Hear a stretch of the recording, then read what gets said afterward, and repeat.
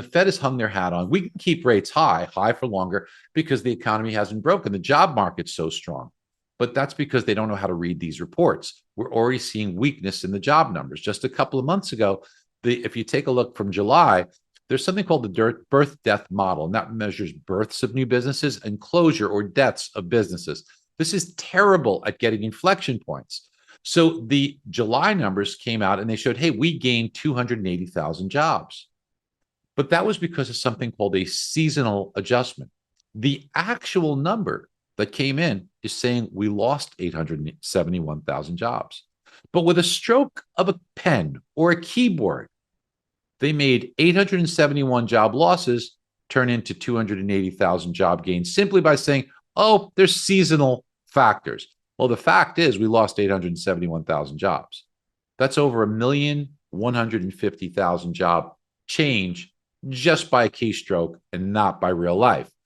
What about the type of jobs that are created? Now, if you take a look at the net jobs, you could say, hey, we gained 200,000 jobs last month. But that's because you had 900,000 full-time part-time job gains, but lost 700,000 full-time jobs.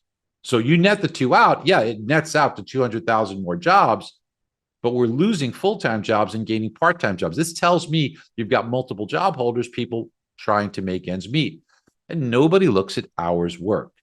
Do you know that we have cut hours worked from the beginning of the year by 30 minutes a week? Now, you might not think that's a lot, but 30 minutes per week on average reduction in hours worked by 160 million people in the labor force, that's equivalent to 2 million job losses, but nobody talks about that.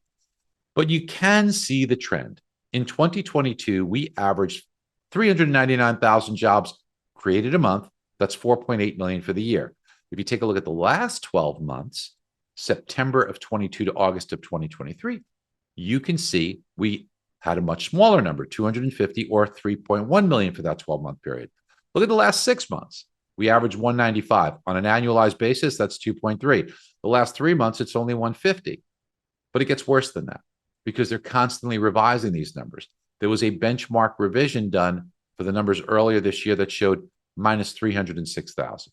Then the past 4 months have been revised another 228,000. So they give you the initial number and it looks great. Oh, look at all these jobs. Oh my gosh. And the stock market moves up and the bond market and interest rates get killed. And they say, celebrate this. But then all of these numbers, every single one of them gets revised lower and lower and lower and lower.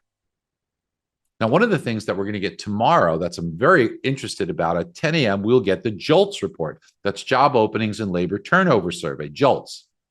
And this is really what you want to look. You want to look at the first indicator, and that is job openings, job postings. So when you see the market's vibrant, hey, help wanted, people wanted. So those are job openings. As you see them decline, that shows you that that vibrancy is waning.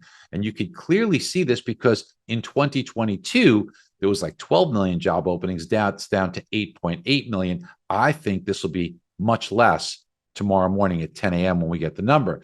Now, somebody might look at this chart and say, well, Barry, you know what? That's still pretty high. Look at where we were pre-pandemic in 2019 and 2020. We were only like at 7.5 million jobs. So isn't this really strong still? Aha. Let's understand something. These numbers, the way that they're aggregated is it's done state by state. So each state gives their count and then it rolls up and then you get a full number for the whole country. Why is that important? Well, before the pandemic, how did we used to work? We used to go to the office. After the pandemic, we know that a lot of people work from anywhere or work from home. So because they're on things like we're on right now, these Zoom calls, right? So if you were going to try and put a job opening for someone that was help wanted, before you used to put that job opening close proximity to the office. Here, you could put it anywhere. So the same job could be posted in multiple states because it doesn't matter. Here, you're only posting in one state. And because each state counts how many in their state, this is grossly overstated. I anticipate it somewhere maybe close to half of the numbers that are out there.